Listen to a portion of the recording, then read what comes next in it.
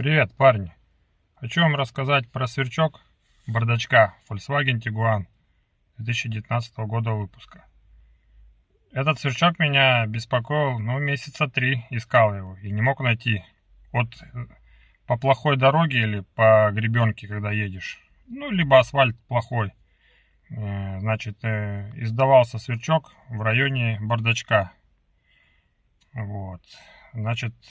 Нашел я его, оказался он в самой ручке.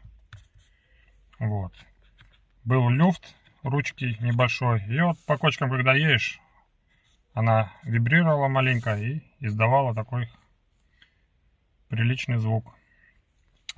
Как я от него избавился? Открыл я ручку, и видите, это ребро.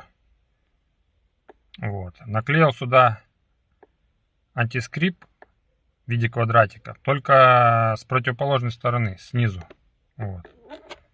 И еще здесь есть ответная часть, куда вставляется ручка, типа пазика. Сейчас сфокусируется.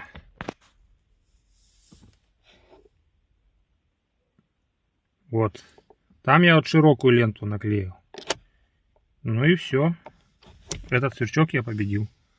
Многие на драйве пишут, что если открыть ящик, так, что тут нету самореза.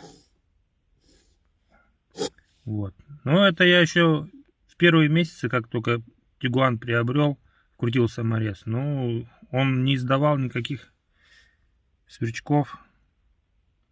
Поэтому смотрите, если у кого-то будет аналогичная ситуация, можете посмотреть в этом месте. Всем спасибо.